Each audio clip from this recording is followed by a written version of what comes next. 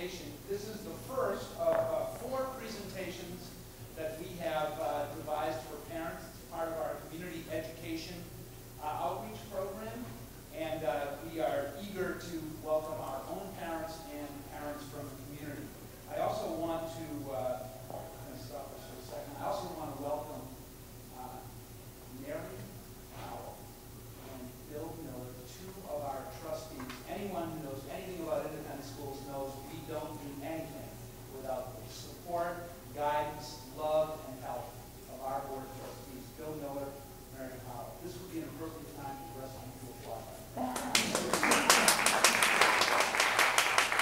And if you enjoy the pictures coming in as you walk down towards the theater here, Bill is our photographer, and this is his gallery. We are so proud that he uses our walls to feature our students. We have known for decades that all learning is socially mediated. We all, as parents, may be concerned with grades and academic attainment, but we all know that our kids are worried about who they will sit with at lunchtime and who they will talk to when they are in the corridors of the school, or for the younger kids when they're at play at recess. And for us, is there any situation that we face in our lives that is not helped by talking to a good friend who understands us, loves us, and has our back? Well, today I have the honor of introducing Dr. Elizabeth Laugeson, author of The Science of Making Friends. This is my copy, and no, you can't have it.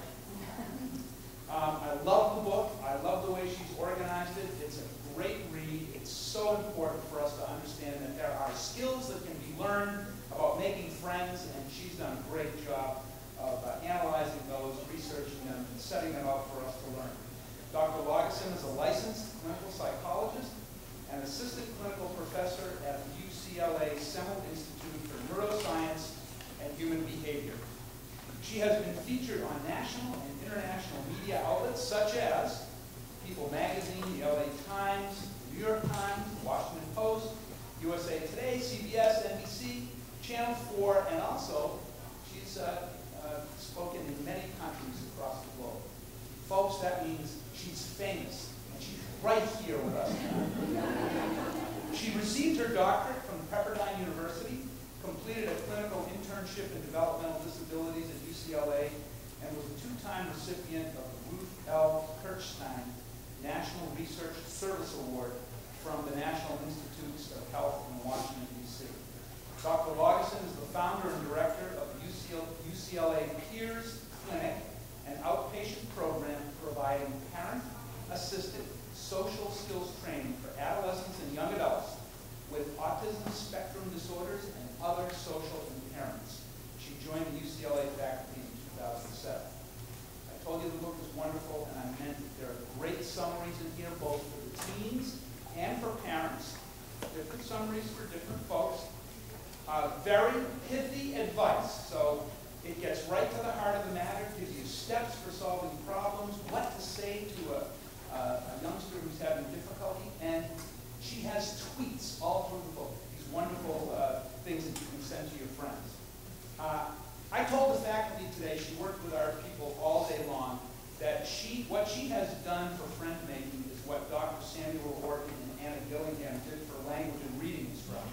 Basically devised structured, systematic, multi-sensory, hierarchical curriculum for teaching kids how to make friends. Now, last January, we sent 7 people to LA. Yeah, it was January, and they had to go to LA. It was a huge sacrifice to work with Dr. Laugeson, and the team came back eager to roll out Dr. Laugeson's Peers program here at Lawrence.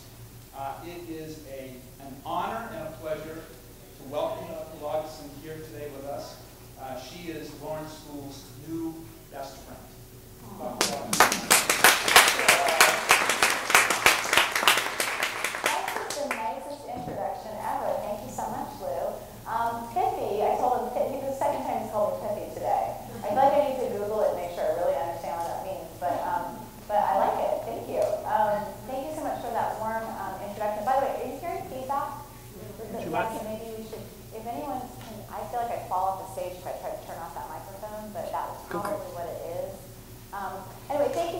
to Lou and to Jason thank you, for inviting me to Lawrence School. This is my first trip to Sagamore Hills, but also to Cleveland, actually. And I'm a Midwest girl. I actually grew up in the Midwest, grew up in Minnesota, in Minneapolis, St. Paul area, but never made it to Cleveland, so it's a pleasure to be here.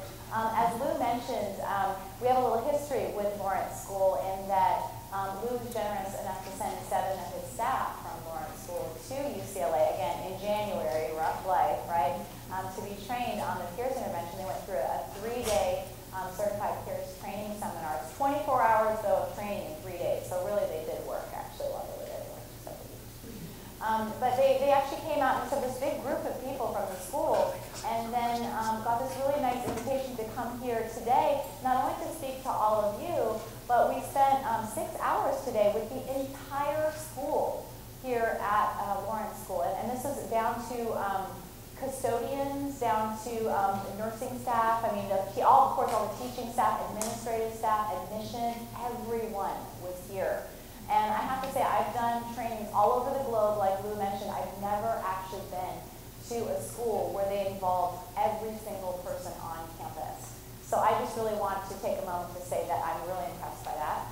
It's impressive enough just to get your staff trained on an intervention like this, but then to have the entire staff actually trained is really saying a lot for the dedication to evidence-based treatments here at Lawrence. So thank you again for inviting me. Glad to see you all here this evening. So I'm also very pleased that you're all here as well, because one of the things that you're going to be hearing about this evening as I share with you our evidence-based social skills program is that this program originally started as a parent-assisted program. And it continues to be a parent-assisted program. We've also now developed a school-based curriculum, which is what's going to be implemented here at Lawrence School. But the history of this program of years is really a parent-assisted program. And so I love that you're all here right now, because it really shows your interest in helping to develop the social skills of the young people in our lives. So having said that, I'm going to go ahead and take us into the talk. I wanted to begin really by acknowledging that just like at Lawrence School, how there's this amazing team, it's a very collaborative effort in teaching your children. We have quite an amazing team at UCLA, and I'm very lucky to be able to come to places like this and sort of represent our group.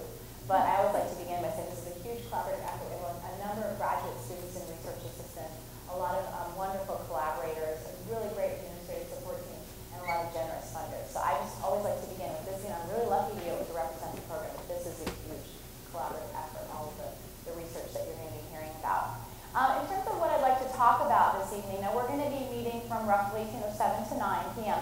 We were looking to do maybe about a 90-minute sort of lecture. I like to keep my lectures very interactive, so I'm going to be asking you questions.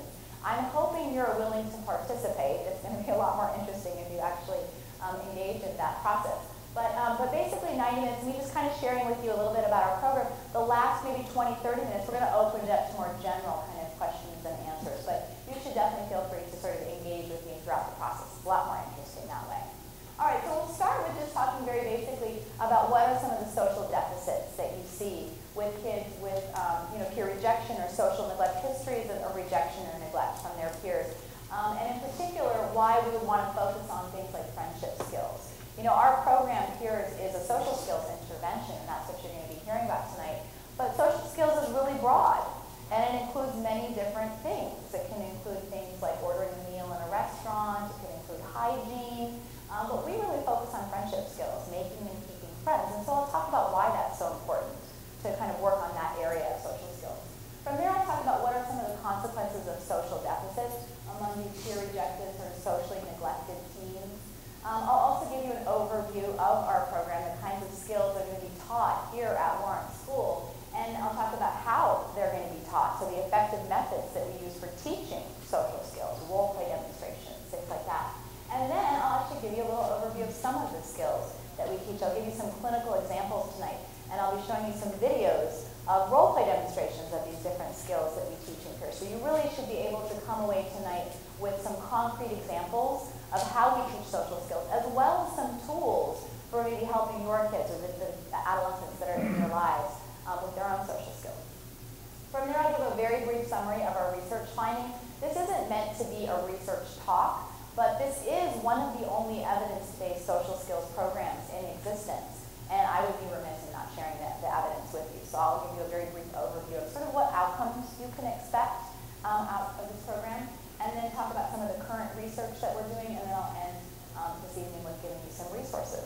some of you already have access to.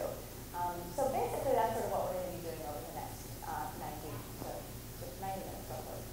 All right, so what are we talking about in terms of social deficits for teens that are sort of struggling socially? Well, you basically have these two groups of kids that present with social skills challenges, kids who present for social skills treatment. And you have this group of kids who are what we call peer rejected.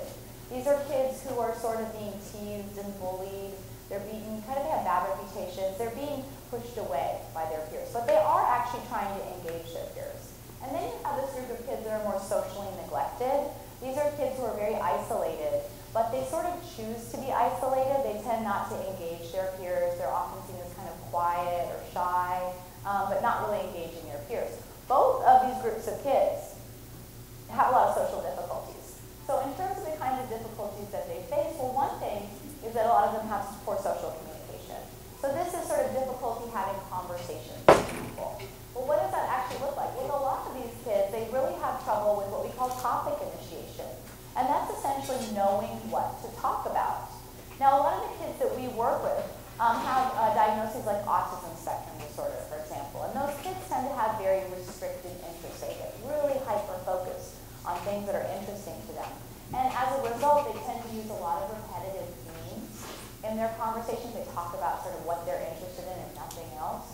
But the problem with this is that they tend to have very one-sided conversations. It's kind of like they're lecturing to the other person, kind of monologuing, and they're failing to sort of have the conversation go back and forth. So this is a big problem for those kids.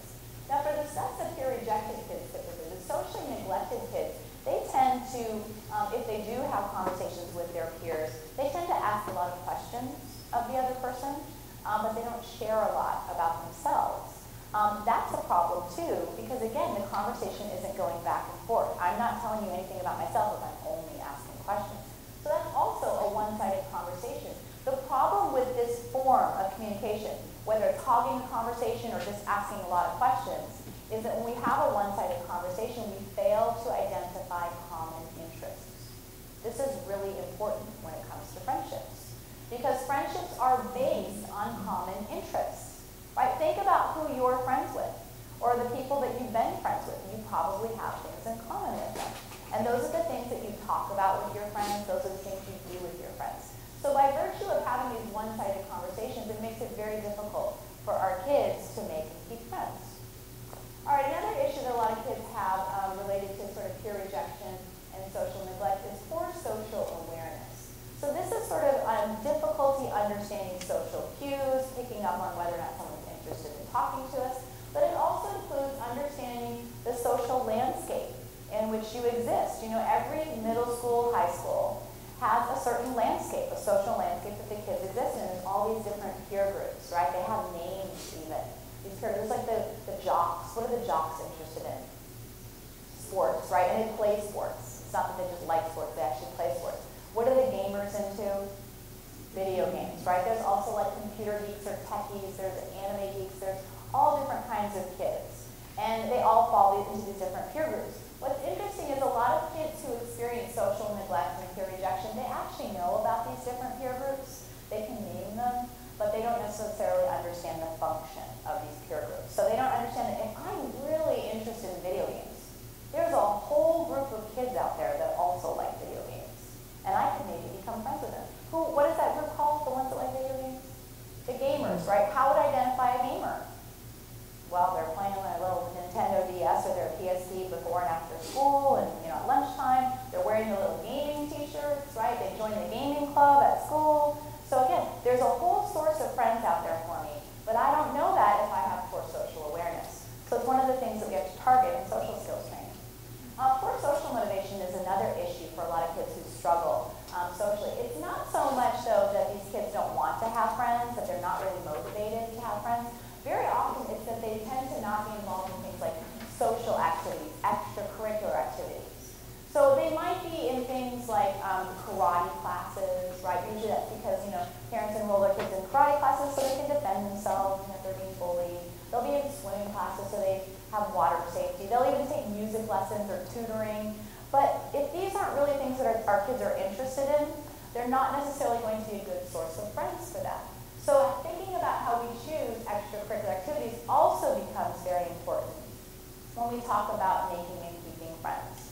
In other words, it's fine for me to take swimming classes, but if I'm not really interested in swimming, that might not be the best place for me to make friends. But if I'm really into anime, then maybe I could join an anime club and meet other people that like that. So it's kind of working with parents a lot on rethinking how we choose extracurricular activities for our kids, and that they don't all have to be academic or about some kind of a skill building, that really we should be thinking about it socially as well. Finding out what are our kids really interested in, and finding a source of friends for them that have those common interests. All right, we also know that a lot of kids, they lack what we call peer entry attempts. This also is sort of related to social motivation. So a lot of those socially neglected kids, for example, they don't really engage their peers. They're not going up to other people and joining their conversations. That's what peer entry is, sort of joining conversations with people. But then you get the peer rejected kids. These are the kids who actually barge into conversations, and they interrupt the conversations. They're kind of intrusive, and they're off topic. They're talking about whatever they're interested in, regardless of what the group is talking about. So their peer entry attempts are inappropriate, or they maybe don't even engage peers. So this is also an issue when it comes to poor social motivation, that they're not actually engaging their peers appropriately. And then finally, poor social cognition is another hallmark feature of these socially neglected, peer rejected kids. And what social cognition involves is sort of perspective taking, putting yourself in someone else's shoes, understanding how they might react, how they might think and feel in any given situation. That's social cognition. And fortunately, a lot of kids who struggle socially don't have very good social cognition. And so that's one of the things, again, that we need to target in social skills training. Are you bringing me hot water? How thoughtful is that, right?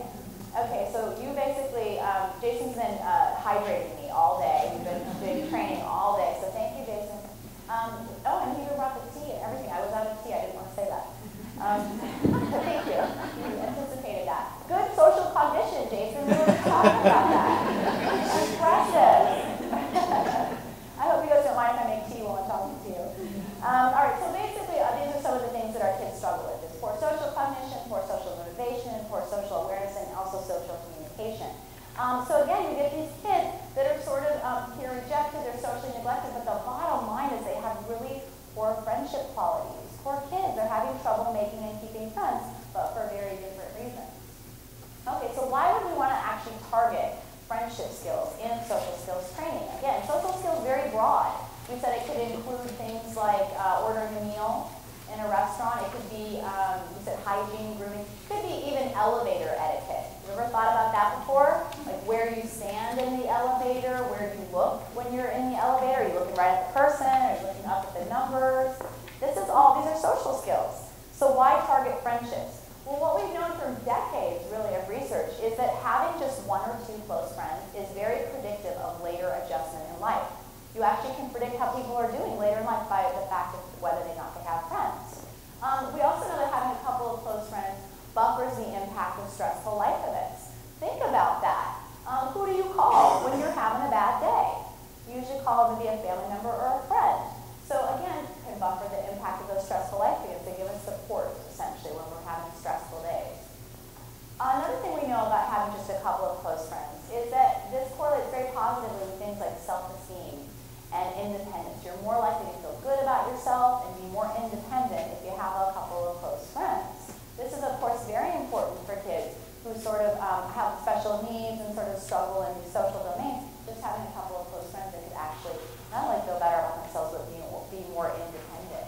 And then finally, we know that having just a couple of close friends negatively correlates with things like depression and anxiety. You're less likely to be depressed and anxious if you have a couple of close friends. On the flip side of this, peer rejection is one of the strongest predictors of things like mental health problems later in life. If you want to predict who's going to have mental health problems later in life, like anxiety and depression, go into a typical middle school or high school and look for those rejected kids. And that's one of the strongest predictors. How sad is that? We don't do very much for those kids, very sadly. We're usually dealing with the kids when they're already anxious and depressed, where they're already at that point. Very little in terms of actually avoiding that, of actually giving them some protective sort of strengths or different skills that can actually help them to avoid being anxious and depressed. We also know that peer rejection is very strongly linked with things like juvenile delinquency and early withdrawal from school, as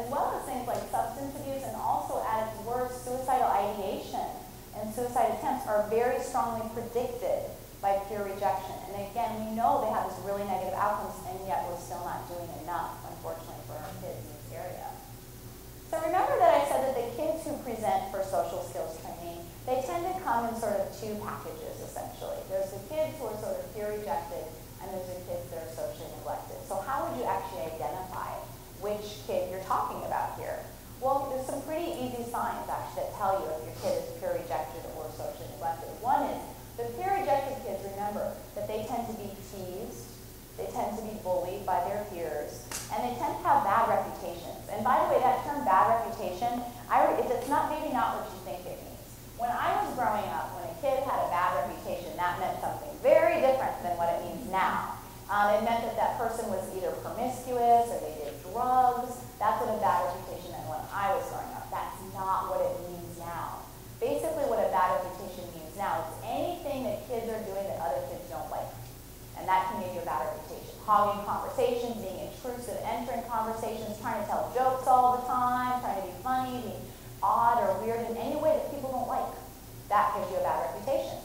So these peer-rejected kids have sort of bad reputations. But what makes them different from the socially neglected kids is that they're actively seeking out their peers. They're trying to engage other people, but they're actively getting pushed away.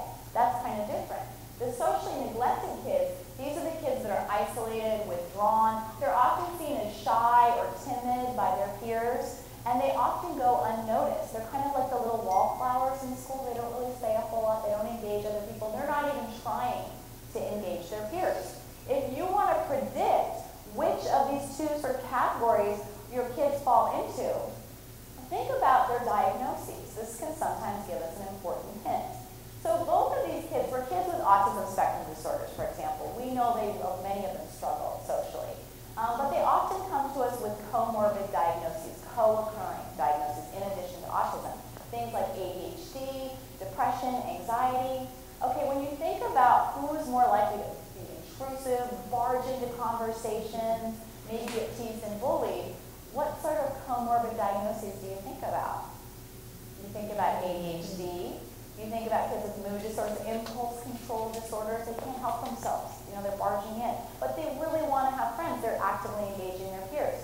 Now, who is less likely to even try to engage their peers?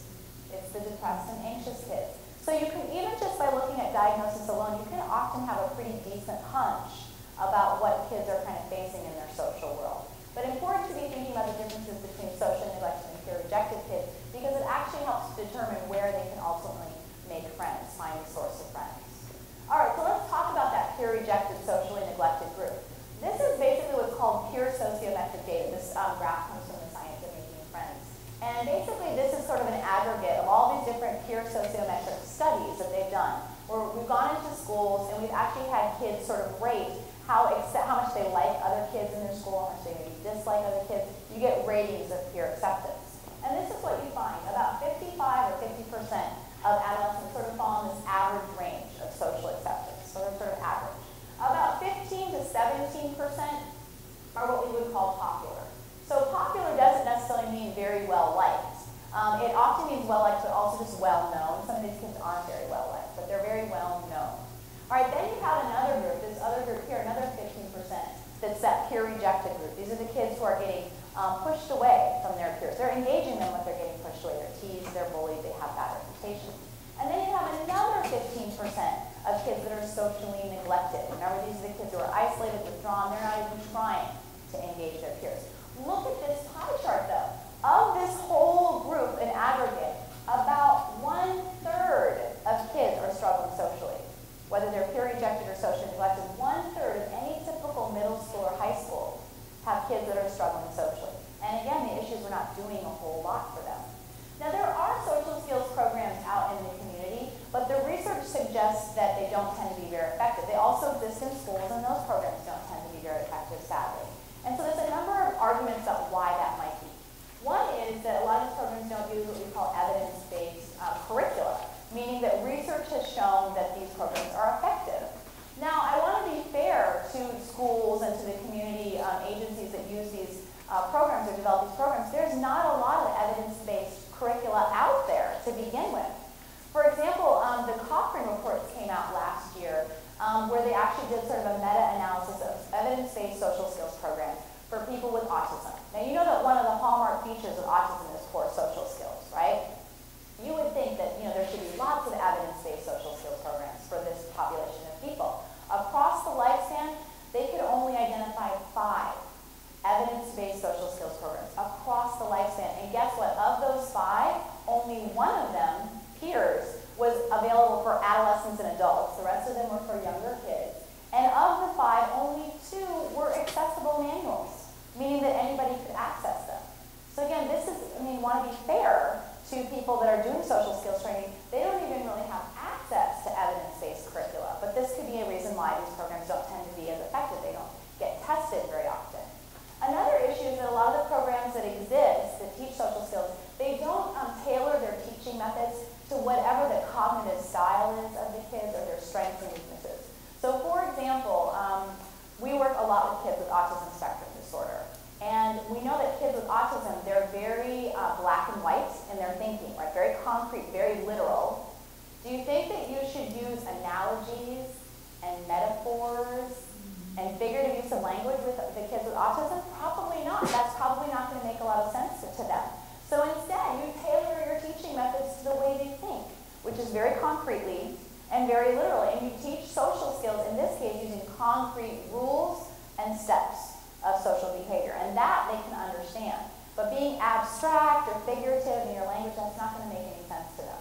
And unfortunately, most programs don't do that. They don't tailor their methods to whatever the cognitive style is of the kids they're working with. My biggest pet peeve, though, with social skills programs is they don't teach ecologically valid social skills.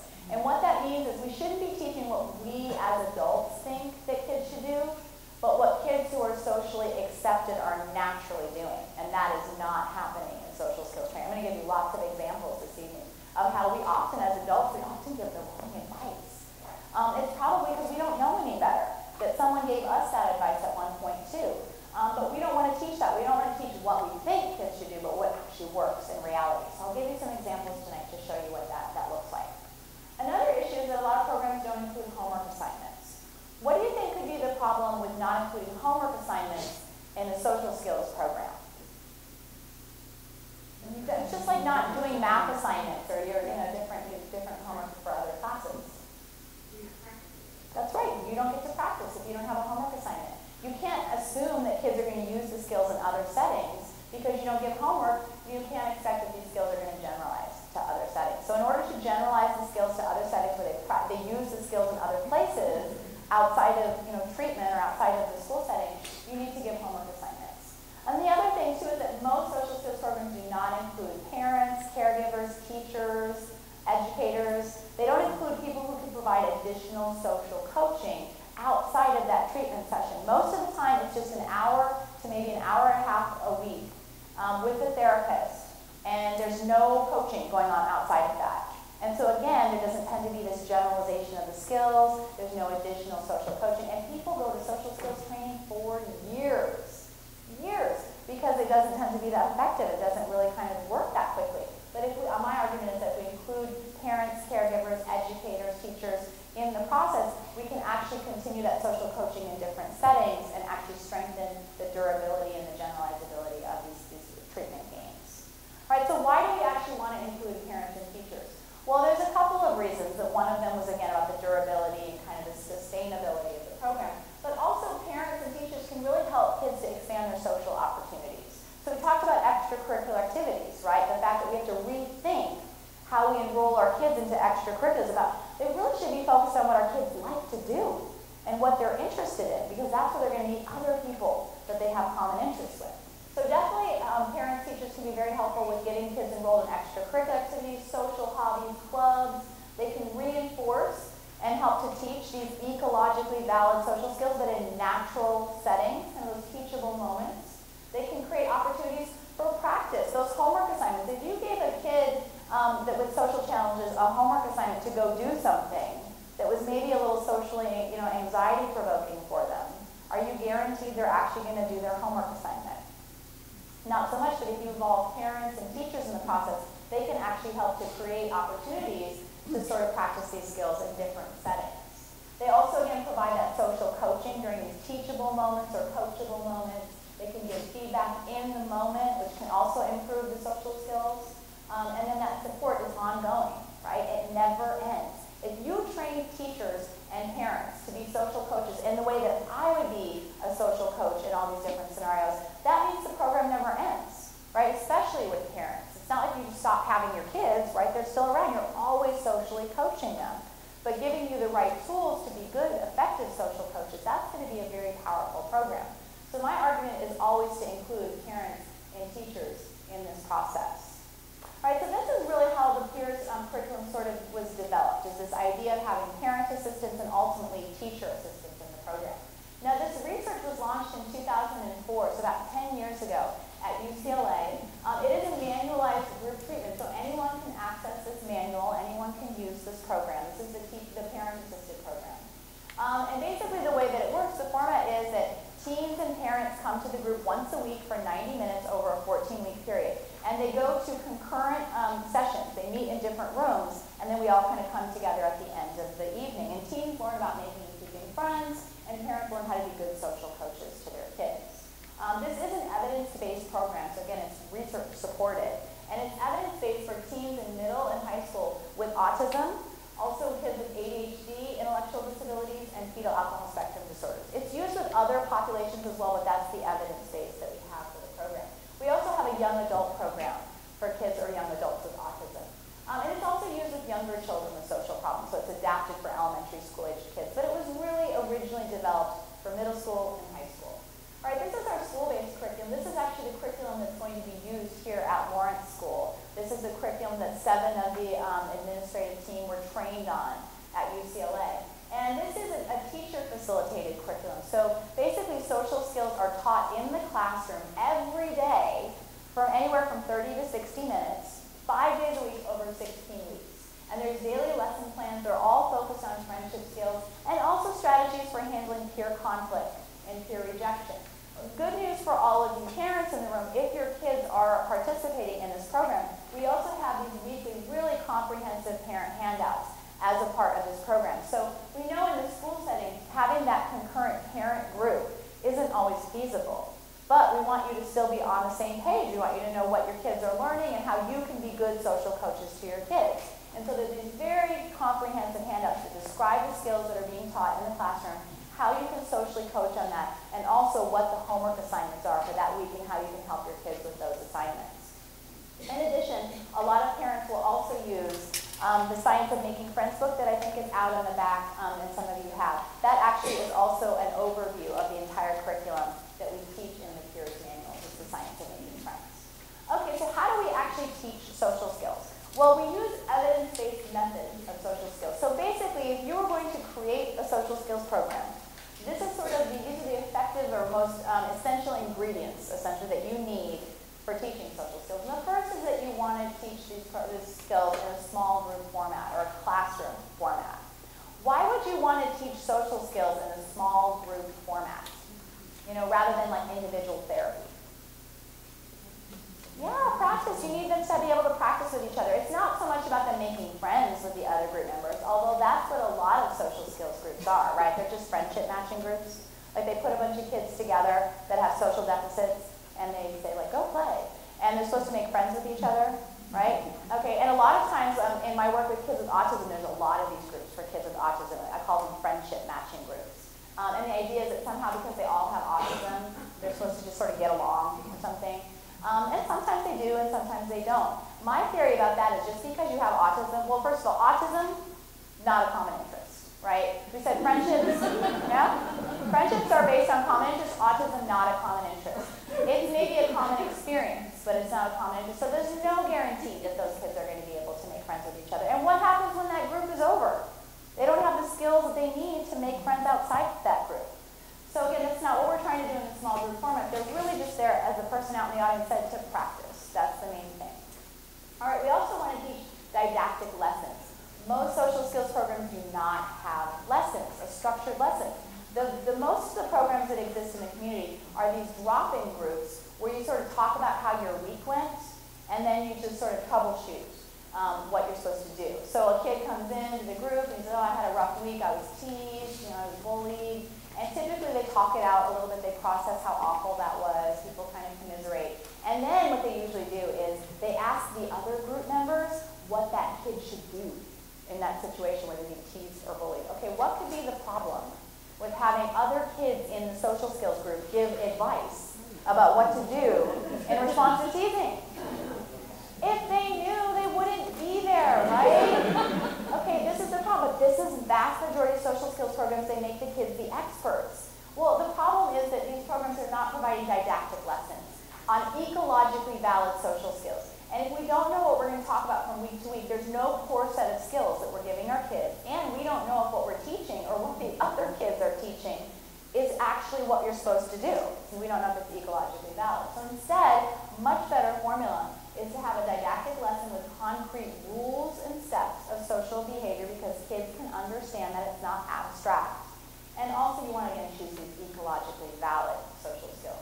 All right, from there needs to be role play demonstrations. Okay, role play demonstrations are where the treatment team or the teaching team, they're acting out a certain behavior. And it could be a good example of a good social skill or it could be bad examples of things you don't want to do. But we're sort of acting things out for our kids. And then we sort of time out and we'll ask questions like, so what did I do wrong there? Or what did I do right? And you basically do these role play demonstrations.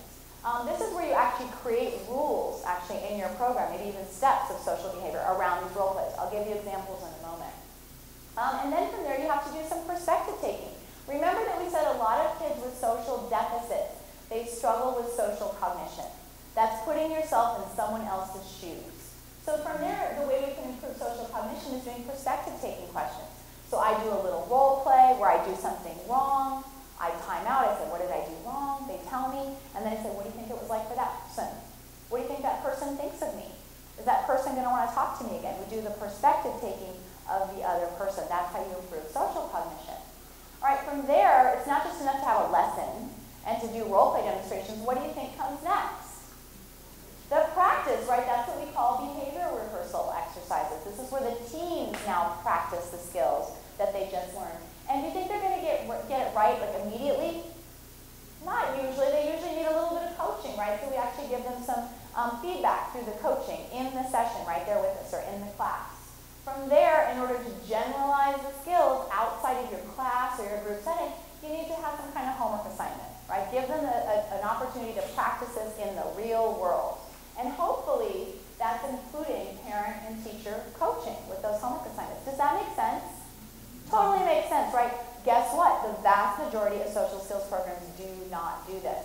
So as parents, be really effective consumers about social skills training. Really check in about things like this. Now, you know at Lawrence School, they're applying all this. They're using this type of teaching method. They're using an evidence-based curriculum. But for programs in the community, these are good questions to ask. Do you have didactic lessons?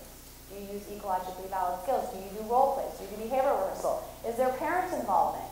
Are there homework assignments? Be asking those questions. You're going to be really good consumers of social skills. All right, these are the skills that we actually teach in peers. So we begin with lessons on making and keeping friends. We know that's really fundamental for this program. So what does that look like? Well, we teach our kids how to find and choose good friends. That's usually through those extracurricular activities we talked about, those different peer groups that exist in every kind of middle school, high school.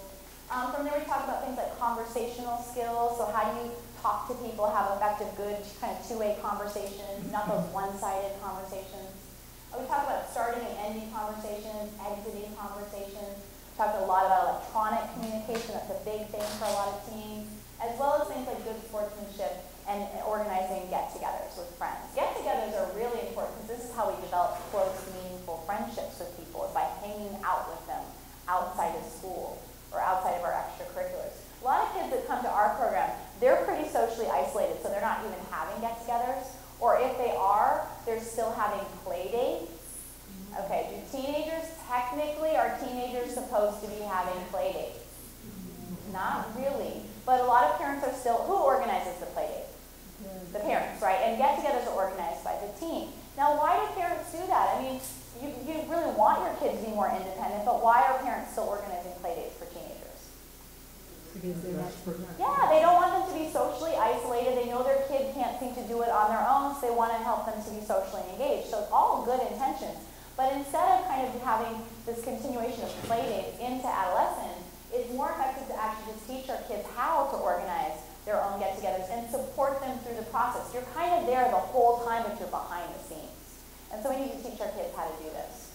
From there, we talk about handling peer conflict and peer rejection. So things like handling arguments and disagreements with friends, handling different forms of bullying.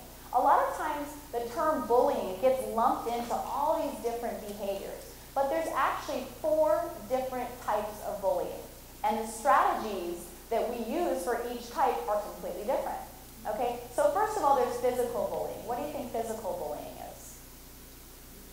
Yeah, pushing, hitting, kicking, aggressive acts. It could also be tripping someone in the hallway, putting a note on someone's back, throwing little bits of paper. That's all physical. Okay, so that's something that we focus on is physical bullying. Okay, what do you think verbal bullying is? That's name calling, teasing, essentially, right? We also focus on that, but the strategies are very different from physical bullying. Okay, there's also electronic bullying, what we more commonly refer to as cyberbullying.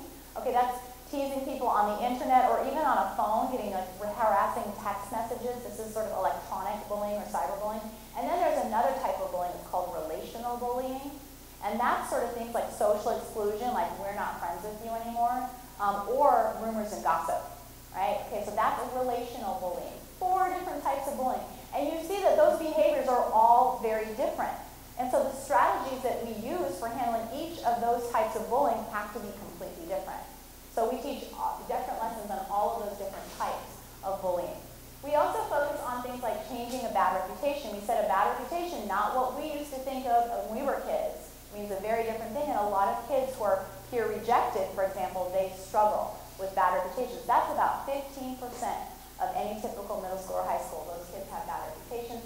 So we need to help them change those reputations. But all of these skills that we teach, they're all ecologically valid. It's not what we think they should do, but what actually works in reality according to research. All right, so the way that we break this down in our lessons, remember we have very concrete rules and steps of social behavior. We basically have a whole manual filled with do's and don'ts. Okay, so the do's are sort of those ecologically valid skills. What do kids who are socially successful doing? We need to teach that. But also, what are the other common social errors that our kids are making? And let's create rules around that. Don't do this, don't do that, so that they actually have a sort of a curriculum that focuses on both what not to do as well as what to do. And you break everything down into very concrete parts because it's digestible, it's understandable to our kids. So let's get into some clinical examples of what this should look like. Okay, what are some of the common conversational problems or errors that you think teens with social challenges commit when they're talking to other people? Think about that for a second. What I'm going to do is I'm going to show you some role plays around common conversational errors that kids make. And I'm going to give you a glimpse of how we teach social skills and also how we develop rules around these very specific common conversational errors that our kids make. So watch this role play. And here you see this kid, this is Ben. Sorry, this is Alex right here. This is Ben. I want you to watch this role play. Think about what Alex here is doing wrong in this conversation. Hey Ben, how's it going? Good, how are you? I'm good. I just got back from the comic book convention. Oh, no way? Yeah, it was unbelievable. It was downtown and everyone was there. We all dressed up. Yeah, I wore the coolest outfit. I met, all the famous authors. It was awesome. Oh, yeah? Yeah, it was really cool. Everyone was dressing up. And I think I'm going to go next week also. But I'm not sure what I'm going to wear because I don't want to wear the same thing, but maybe I'll get a new one. I should probably buy an eBay or something to buy that. But everyone was wearing the coolest costumes. I got a ton of pictures, so maybe I'll get some good ideas there. Yeah. I think there's one also the weekend after. I'm going to try and go to that too. Just get a bunch of autographs, meet a bunch of people.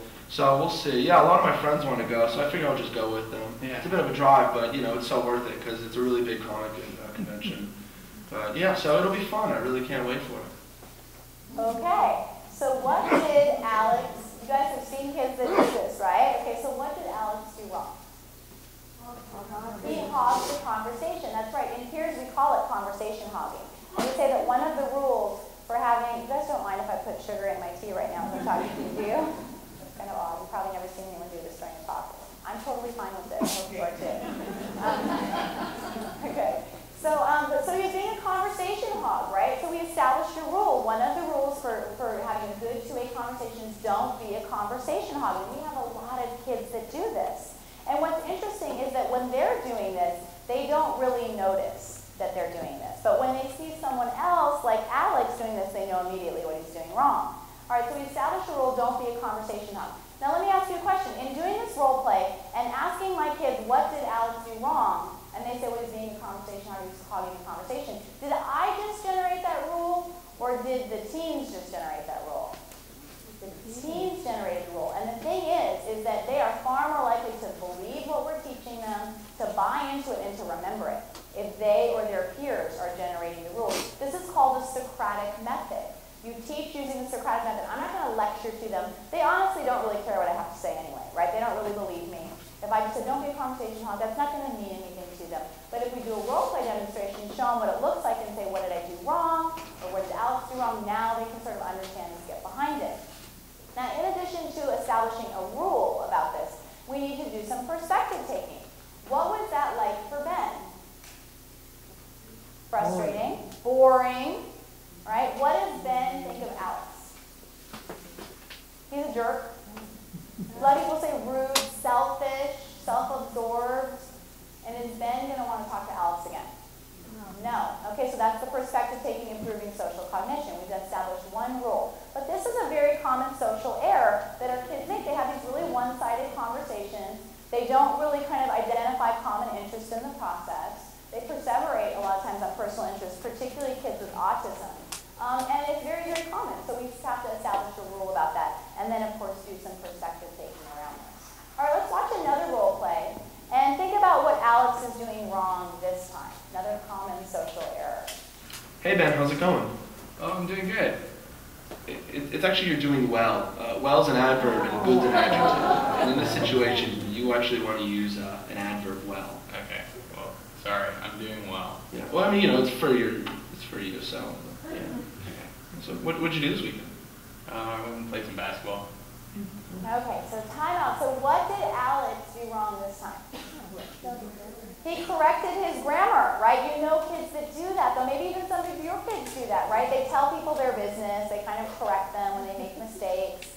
In peers, we call this policing, okay? And one of the rules for having a good two-way conversation with someone is you don't police them, right? But why do kids do this?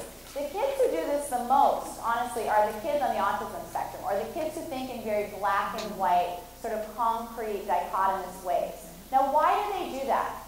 Have you ever noticed how kids with autism, in particular, or kids who are really concrete and literal, they love rules? You ever notice that? Love rules. And they notice rules and everything. In fact, they gravitate towards anything that's sort of rule-driven. They love math. They love science. Why do they love math and science? It's concrete. It's predictable. You get the same thing every single time. The social world, however, not so predictable, right? And so that's the problem, is that the social world's confusing because it's not predictable. So they try to create all these rules, right, around the social world. And what do they feel compelled to do if they see someone break a rule? They feel compelled to tell them, right, to police them, essentially.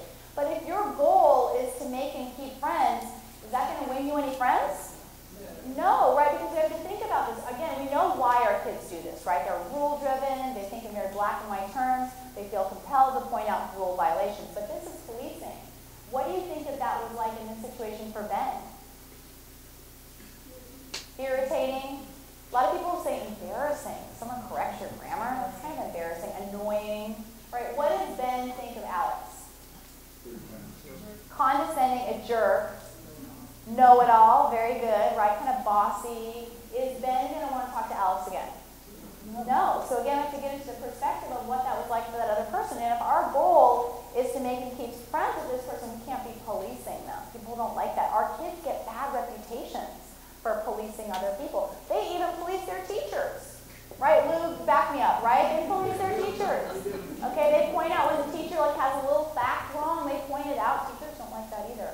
And kids get bad reputations for that. They don't necessarily get bad reputations with their teachers because their teachers get it. A lot of times, at least they get it here because these are kids with a lot of special needs. But outside of this school setting, believe me, teachers don't like that, right? And they'll get bad reputations with the teaching staff too. All right, let's watch another role play around conversational deficits. Watch to see what what Alex does wrong this time. Hey Ben, what are you doing this weekend? I'm going to my mom and stepdad's. They're having a party. Oh, your stepdad? Are your parents divorced? Yeah. Oh, when did that happen? When I was 12. Oh, why?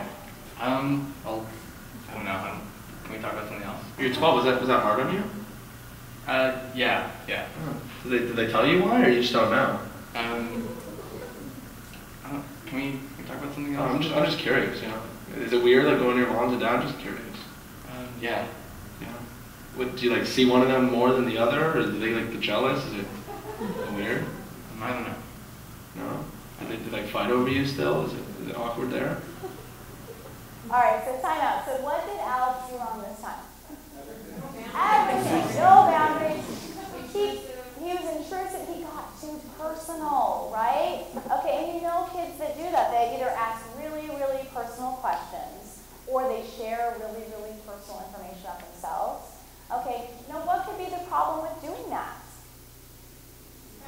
It could be offensive, right? It could be upsetting. So the rule here is that you don't want to get too personal at first. By the way, that's supposed to say at first at the end. Because if we just said don't get too personal, what would be the problem?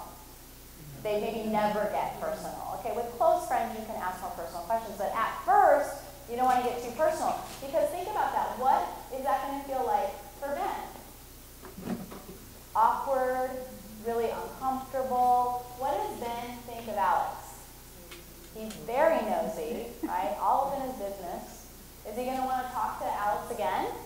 Probably not. He made him feel really uncomfortable. So we established a rule, don't get too personal at first. So you see how we take the common social errors that our kids make, and we develop a curriculum around them.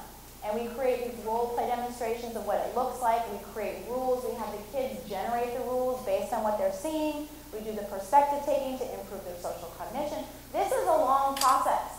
This takes longer to teach social skills in this way. It's far more effective for our kids if they're learning in this manner. It just takes us a little bit longer to do it. Okay, now in addition to showing what not to do, those are just a couple of things. I mean, believe me, the list is long of all the things they shouldn't be doing. But do you think we should also be teaching them what to do in terms of having a conversation? Absolutely. So these are some of the things we teach them. We teach them basically to do this thing we call it trading information. And they're supposed to be trying to find common interests. Their goal in trading information is always to find common interests. We use the term trading information because we don't want to be really vague and say things like, have a good conversation. Because I don't know what that looks like, they don't know what that looks like, but if you use the term trade information, that's basically telling them what they need to do in order to have a good conversation. So when you have a good conversation with someone where it goes two ways, you're trading information back and forth. And that usually involves asking the other person about themselves, right? Trying to find those common interests. And in the process, you're not just waiting for them to ask you about those same things. You're even answering your own question. So maybe I asked Lou, what do you like to do on the weekends? Maybe Lou says, oh, I like going to the movies. And I said, oh, I like to go to movies too. I didn't wait for Lou to ask me if I like to go to the movies. I just answered my own question.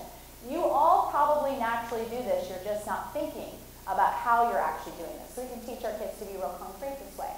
And then in order to stay on the topic and not switch around a lot, we ask follow-up questions. Have you seen any good movies lately? Or what was the last movie you saw? Or did you see this movie?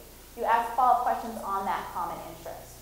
So one of the things we teach our kids is the steps for starting individual conversations.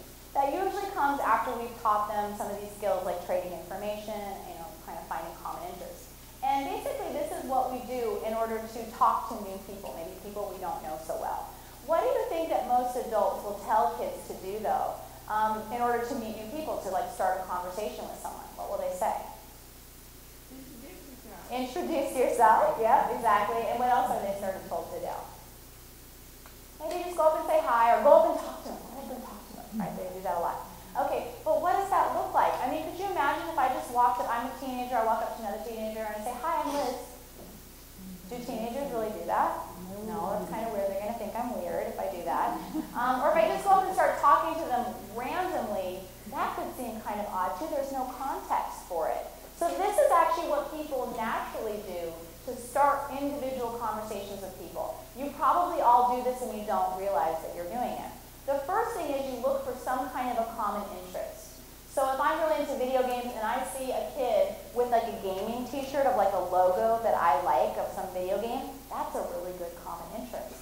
And I could maybe make a comment, maybe ask a question, or give a compliment about that particular video game that's on his t-shirt. That's what we all do. We do this all the time. We just don't realize that we're doing it. And then from there you start trading information, and this is where all those other steps come in. You're asking follow-up questions. It's all based around these common interests. And that's where we start, is looking for those common interests. All right, so let me show you an example of what this might look like. So we do a role play here, and we say, watch this role play, and think about what Alex is doing right this time in starting this individual conversation. Yes.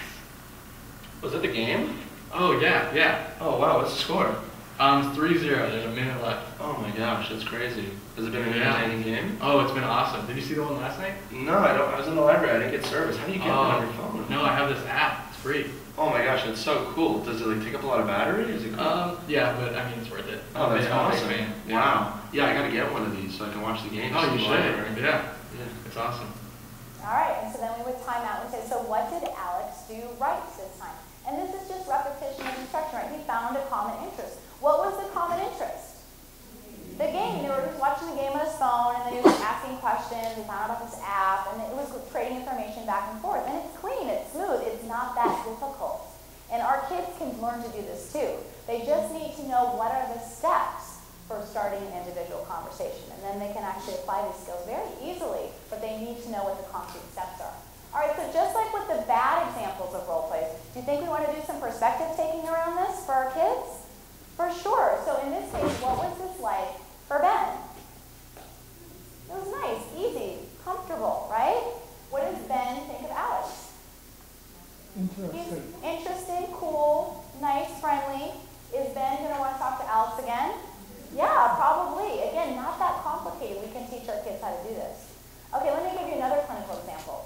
All right, this is sort of related to individual conversations, but this time we're talking about groups, joining group conversations. So a group of kids talking. What do most adults tell teens to do when they're trying to meet a new group of people? Like picture them at a party or a get-together, they don't know anybody. What will most adults tell kids to do? Go play. Yeah, go play. For teenagers, that's not usually what they're doing, but yep, they could say that. I heard go introduce yourself again. Definitely told to do that. Someone else said go up and talk to them. And then I don't know if anyone said this, but they're also told to go up and just say hi. Okay. So I ask the same question to every group of teens that I work with, and I'm definitely always told at least that they're told to go up and say hi or go up and introduce themselves. Again, imagine what that would look like. So there's a group of kids, and I walk up and I go, hi, I'm Liz. Okay, that looks weird. That's interrupting their conversation. Are they going to want to talk to me? No. Yet that's the advice that we give all the time. It's not ecologically valid. It's not actually what people do in these situations. All right, so what do you think, before we get into all of the kind of the ecologically valid steps for entering group conversations, what do you think is a common conversational error made by teens with social challenges when entering conversations? Think about those peer-rejected kids and those socially neglected kids. What are the peer-rejected kids going to do? They don't listen, right? And they do what? They interrupt that conversation. They barge in, and what do they start talking about? Whatever they want, themselves, whatever they're interested in, regardless of what the group is talking about. Do you think they're going to get accepted? No. What do the socially neglected kids do? Nothing. They don't even try. They don't even engage. They're actually waiting for other people to come to them. If you were to ask them, that's what they often say. But that usually doesn't happen. So again, lots of social errors around sort of this peer entry in group conversations. So before we go over the steps for entering a group conversation, let's watch this role play. This is a role play with Yasmin. I don't think you've seen Yasmin yet. Yasmin's going to join this conversation, and I want you to watch to see what she does wrong in entering this group conversation. So Alex, you'll never believe it. I ran into Mary at my piano lesson place. Oh, no way. I didn't know you played piano. Well, I had no idea that she played piano, and then we ran into each other. That's the craziest thing. It really was. Have you guys been to the water park? The new water park that just opened Do you up. play piano? It's so awesome. Yeah, I play guitar. There's this slide. You start at the very top, and you just go round and round and round. You come all the way. It's so much I fun. play acoustic. And you go really fast down the slide. It's so I in fun. my garage. There's also this place where you can kind of like body surf. Have you guys been body surfing before? Yeah. I'm sorry. You play in your garage? It's so much Yeah, in my fun, garage. and it's so close too. Okay, so what did Yasmin do wrong? Everything, right? She just barged into that conversation. They were talking about what? The music lessons, right? What was she talking about? Some water park or something totally off topic. Didn't make any sense. Did it seem like the group wanted to talk to her, by the way? means how they can tell. There's basically 3 behaviors that we can look for to tell whether or not we're accepted into conversations. A lot of people say, oh, it's just a feeling you get. It is true that you get a feeling when you're not accepted or you are accepted. There's a feeling, but there's actually concrete behaviors that you're picking up on. You're just not even thinking about it. It's so automatic to all of you. So these are the 3 behaviors that you're picking up on. First of all, there's verbal cues, okay? They're talking to you. You ask yourself the question, are they talking to me? All right, what are they doing with their eyes if they're interested in talking to you?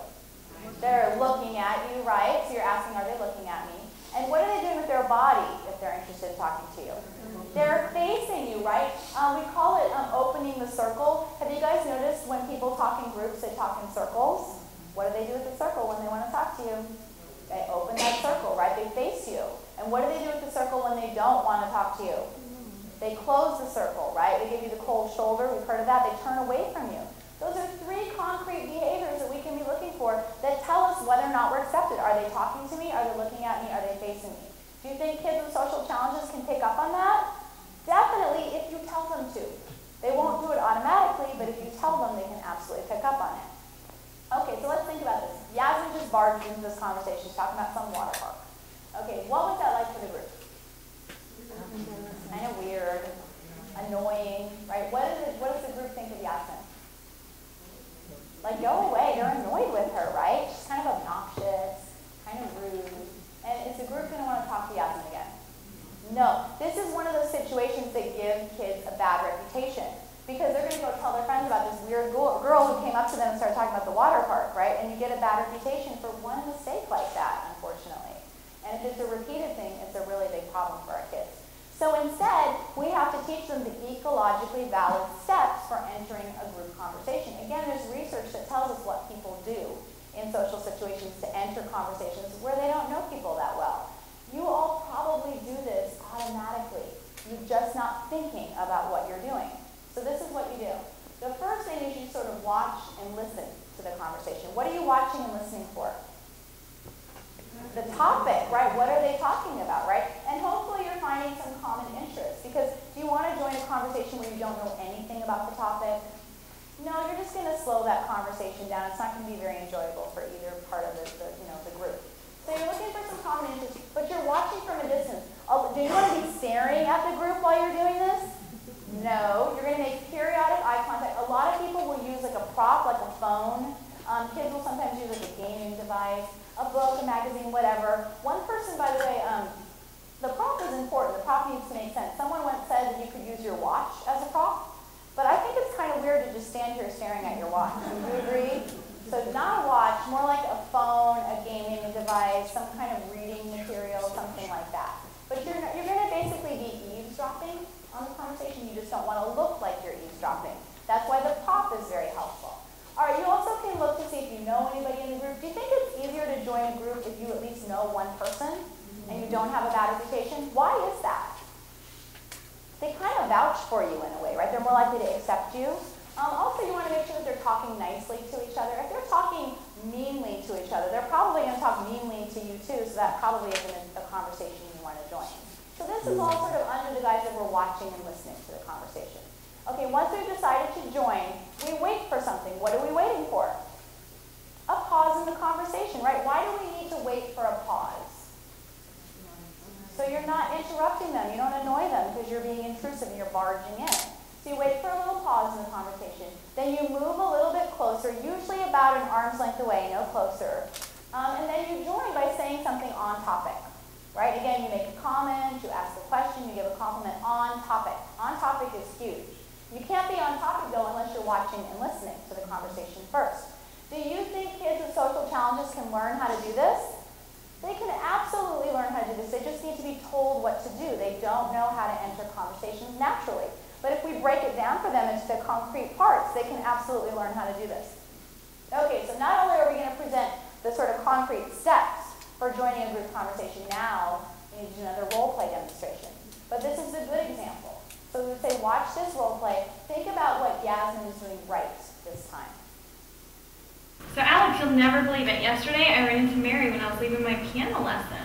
No way. Yeah. You play piano? Yeah, I've been playing. It was the craziest thing. I've never run into her before. I can't believe Oh, it. that's so funny. Do you play an instrument? I play guitar. Oh, cool. I just started to play guitar. Oh, that's awesome. Electric or acoustic? No, I'm playing acoustic. How about you? I play electric. Oh, cool. Yeah. Do you play? No, I really want to learn though.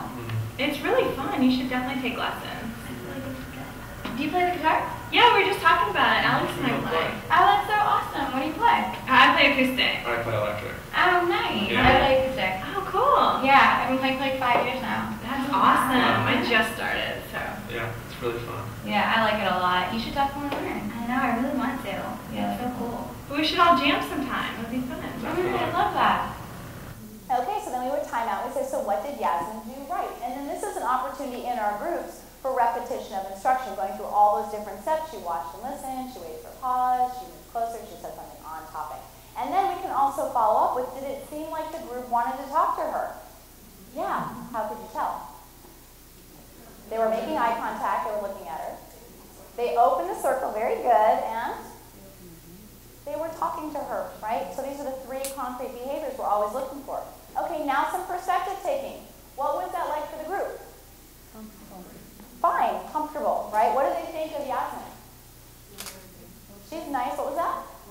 She's one of the gang, right? So they got this thing in common, but she's nice, she's friendly. Are they gonna wanna talk to her again? Probably. Okay, so again, these are kind of, they feel like complicated, sort of sophisticated, higher order social skills. And they are, but they don't have to be that complicated. We're just breaking things down into their concrete parts, and our kids absolutely can learn how to do this. Of course, the next step in our social skills group is to actually have our kids practice slipping into conversations, joining these group conversations with topics that they're actually familiar with. All right, so that's one of my favorite social skills because this is really how you meet new people. You don't go up and say hi, you don't go and introduce yourself, you actually slip into conversations or you start individual conversations. Okay, if I could only teach one social skill for the rest of my career, this would be the one. Okay, this relates to teasing. What do you think that most teens are told to do in response to teasing? Ignore it. What else? Walk away. What else? Tell an adult, right? Okay, I ask every group of kids that I work with the same question. They always give me those same 3 replies. They're told to ignore, walk away, tell an adult. This is not ecologically valid. None of those things. Think about what this would look like. Imagine someone's teasing me, and I just ignore them. I don't say anything. What are they going to do? Keep teasing me, right? And I kind of look weak in the process because I didn't do anything. And am I more likely or less likely to get teased again? More likely. Okay, let's say I walk away. What are they going to do? Follow me, right? Keep teasing me. And again, I kind of look weak because I didn't really do anything. Am I more likely or less likely to get teased? More likely. Now, what if I tell an adult? Now I'm really in trouble, right? Because now I'm a snitch or a tattletale or whatever, and now they really want to retaliate against me because I try to get them in trouble. And am I more likely or less likely to get teased? More. Okay, this is the epitome of the mistakes that we make as adults. Don't feel bad. I'm sure probably everyone in here has been giving this advice forever. This is the advice we were given when we were kids. People don't know better because we don't know what the ecologically valid social skill is, but those are not it. Okay, before we get into what the ecologically valid skill is, what do you think the common social errors are that teens with social challenges make when they're being teased? What do? Well, think about it. How does it feel to get teased? It feels upsetting, right? So they often will get upset, right? By the way, what kind of reaction is the teaser trying to get? They want to get a reaction, right? They want to get you upset. So when you get upset, are you making it more likely or less likely you're going to get teased? Definitely more. Some kids will also tease back. Is that also fun for the teaser? Yeah. It's all about like who can outwit who and teasing back. So these are all not ecologically valid strategies. So this is actually what teens who are socially accepted naturally do. The thing about this is that every kid gets teased. It doesn't matter how popular you are, everyone gets teased. It's how you react to it that determines how severely or how chronically that you're teased. All right, so this is what socially successful kids do. They give a little comeback that shows that what the person said didn't bother them. And actually what they said, it was kind of stupid. It was kind of lame. And they'll say things like, whatever, or yeah, and your point is, or am I supposed to care? Is that supposed to be funny? Tell me when you get to the funny part. say, so what, who cares? Lots of things like that. What do they do with their eyes to show that they are not bothered? They roll them. What do they do with their shoulders? Shrug them. Okay, and this gives the impression that what the person said didn't bother them. Is that fun for the teaser? Not at all. In fact, if anything, it often will embarrass the teaser and kind of make them want to stop, essentially. There are a couple of exceptions to that, though. One relates to this concept in behavioral psychology. We call it an extinction burst. Extinction burst, we don't use that term with our kids, but what that means is that sometimes before a behavior goes away or gets extinguished, it gets worse before it gets better. So imagine that there's a kid who teases me, and he knows that every time he teases me, I get really upset. Sometimes I cry. Sometimes I yell at them. I try to fight back. I get really upset. And then one day they come and they tease me and they say, whatever, or yeah, and something like that. And the teaser's thinking, like, what is going on? That is not the reaction that I'm used to getting. Are they just going to give up and move on right away? No, they're going to try harder. Because they're like, this is not how it works. And they're going to try harder. If you continue to use these teasing comments, though, eventually they give up, they move on. Now, by the way, when I give these comebacks, do I just say it like one time, just whatever? They're probably going to tease me more than one time. So I need to be prepared with at least a few comebacks. And then do I have to stand there and keep taking it, or can I eventually walk away? You can definitely walk away, but only after you've given some verbal comebacks that show that it does not bother you. All right, the other thing that we need to explain to our kids is this concept we call it spontaneous recovery. This is another behavioral principle. We don't use that language, but we explain this to our kids. And what spontaneous recovery means is that even after behavior has gone away, been extinguished, the person stopped teasing me because they just gave up. At some point in time, maybe weeks or months later, they may just try it again. So the thought process might be the kid, my teaser, they see me in the lunchroom, they're like, I used to really enjoy teasing Liz. I think I'll try it again. And it kind of pops up spontaneous recovery out of nowhere. But if I continue to use these teasing comebacks, again, eventually this person will give up and move on. A couple more caveats about teasing comebacks. Do you ever think we should use these teasing comebacks with adults? No, right? You can thank me for that. I actually have that in my manual. You don't use this with adults like your parents. What's the problem saying whatever to your parents? You guys like that very much? No, we don't use these with adults. We use these with other kids who are teasing us. There's also another group of people we don't use these with, and that includes physical bullies. Remember we said there's 4 types of bullying? Okay, this would not work with the physical bully for a couple of reasons. First of all, we said that when you give this short comeback, it kind of embarrasses the other person. So what would a physical bully do if he got embarrassed? Retaliate by hitting or getting aggressive, right? So we don't want to use this with a physical bully.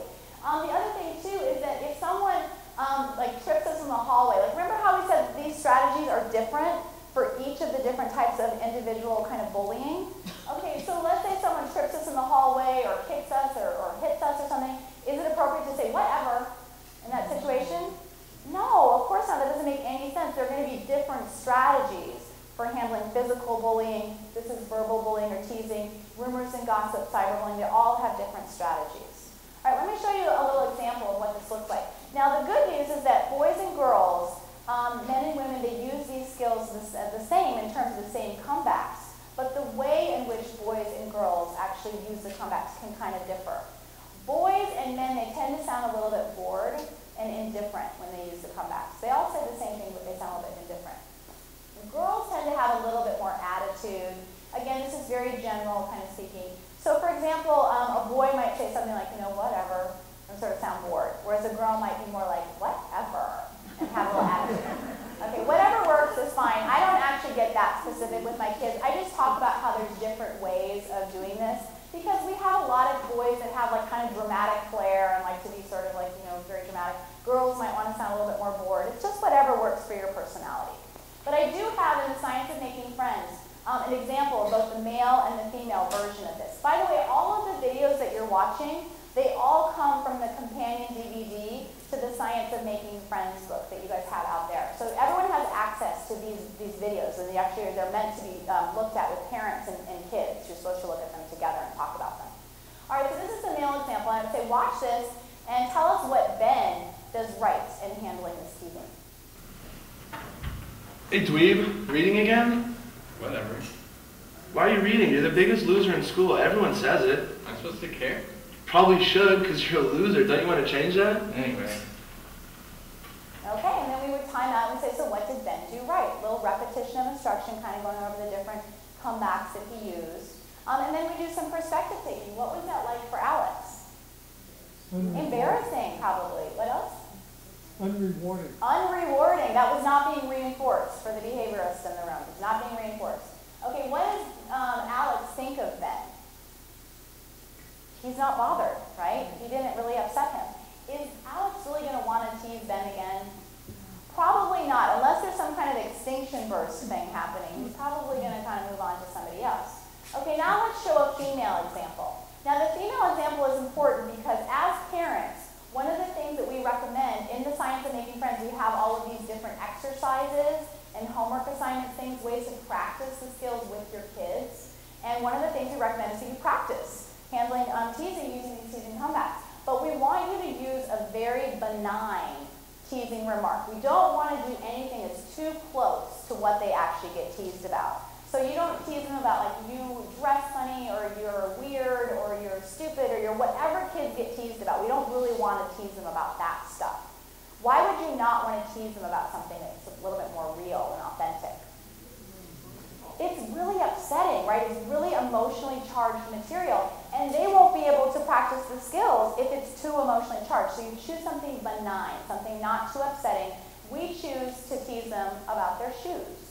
Most people don't get too upset if you tease them about their shoes. I could be wrong. There could be lots of people that get upset about shoes.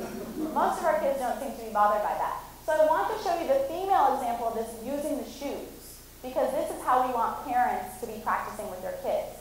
Don't worry about the fact that this is not ecologically valid, that kids don't get teased about their shoes. It's not about that. It's about them practicing using the comebacks. They will have plenty of opportunities to practice the ecologically valid way because teasing is really common. So watch this and think about what Laura is doing right in handling his teasing. God, Laura, your shoes are so ugly. Whatever. Whatever. Me and all the girls were making fun of them at lunch. Am I supposed to care? Yeah, you should care. Maybe you should get some new shoes. Anyways. Okay, so then we would time out and we say, so what did Laura do right in handling that teasing? A little repetition of instruction going over the different comebacks. And then we do the perspective taking. What was that like for Yasmin? Unsatisfying, right? Not fun. What does Yasmin think of Laura? She's not bothered, right? She's not upset. And is Yasmin going to want to tease Laura again? Probably not. It's not very reinforcing. We said it's not gratifying. So she's probably going to move on to someone else. So that gives you a little, by the way, does that make sense why that works and it's so powerful? This is really, truly my favorite social skill to teach. Again, if I could only teach one social skill for the rest of my career, this would be the one. Because I know that we often give the wrong advice, unfortunately, about what to do in these situations. It's nobody's fault, we just didn't know better, right? But at this point moving forward, is anyone in this room going to tell kids to ignore, walk away, or tell an adult? I hope not, because we know that those don't actually work. This is far more effective, just these very simple comebacks. And by the way, stick to the comebacks that are listed here. Don't go try to make up your own, okay? Because that doesn't work out very well. In 10 years of running these groups, I've had one kid that was able to actually come up with her own. It still doesn't make it to the board or the manual, though. You want to hear the one that she came up with? She said, next. All right, and she said it with attitude like that, next. The thing is that next actually worked for her. She had a lot of attitude and dramatic flair, so it worked for her. But next is still asking for it a little bit. You're asking for more. So it didn't make it to the manual or the board, but it was the only one in 10 years that even came close to being appropriate. We did not make these up. This is just what kids say. So teach this for sure. And also notice how they're really short. What could be the difference between short versus long? Right? The sentiment is supposed to be you don't care. But if I were to say, you know what, I don't really care what you think about my shoes because I like my shoes and my friends like my shoes, and so you can say what you want about my shoes, but I like them. I don't care. What does that sound like? Sounds like you care, right? The thing about the short versus the long, if you really don't care, you can't be bothered to talk about how you don't care, right? But if you actually spend a little time talking about how you care, you actually sound like you care. So it needs to be very, very short, and definitely stick to these comebacks. Don't be trying to make up your own. not to be effective. All right, so let's talk about the research. I mentioned this is an evidence-based social skills program. I would be remiss in not sharing with you what the evidence base actually is. Now, I'm not going to spend a lot of time talking about this. I just want to give you an idea of the types of outcomes that we get in our program. So these are a couple of papers that we published using the parent-assisted model with peers. This is for teens with autism spectrum disorder. That was really the population that the program was originally developed with. Just so you're all clear, though, we use this program for kids that are not on the autism spectrum because we actually teach ecologically valid skills that applies to anyone who's trying to learn to make and keep friends. So this is what we found in some of those studies. We use measures, standardized measures of social functioning, like the social skills rating system, for example. It looks at standard measures of social skills. And this area in blue here, this is representing our treatment group, those who went through the peers program. And the magenta here is those who were sort of in a waitlist control condition. And what you see is this is the change in scores from pre to post, pre-intervention to post-intervention. And what you find is typically about a 10 or 11 point standard score improvement in social skills. If you know anything about this measure, it uses standard scores with a mean or an average of 100, and it's what's called a standard deviation of 15. That means that 15 points above or below that mean or that average is really significant. And we see about a 10 to an 11 point standard score improvement in just 14 weeks. That's not just statistically significant, that is clinically meaningful. You really see a big change in your kids as a result of this program. Very little change, though, in the waitlist group. All right, we also look generally, I'm doing very general right now, general findings. We also look at things like social responsiveness. So that's sort of your ability to engage with other people. It's things like social communication, social awareness, social cognition. This is all sort of encapsulated in this idea of social responsiveness. Now, this measure is also standardized. It uses T-scores. Now, T-scores have a mean or an average of 50 and a standard deviation of 10. That means 10 points above or below that average score, that mean, is very significant. And we typically see about a 10 or an 11 point T-score improvement. That's a full standard deviation change in just 14 weeks. Again, not just statistically significant, but really clinically meaningful. We also look at the number of get-togethers that our kids are having from pre to post intervention. How many more additional get-togethers are they having in a month's time? And what we find is our kids are, on average, are having about 4 additional get-togethers per month as a result of the treatment at the end of treatment, whereas kids in the waitlist group not really making a lot of movement there.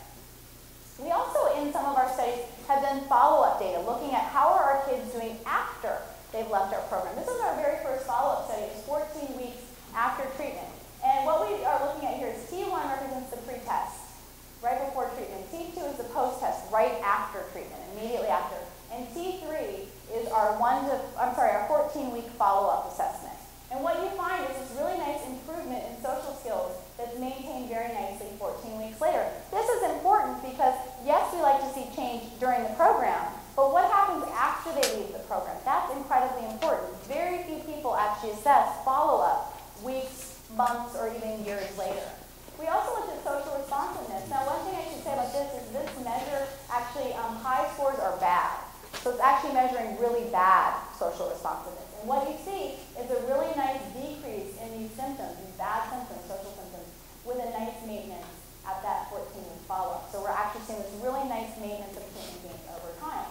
We also looked at hosted get-togethers.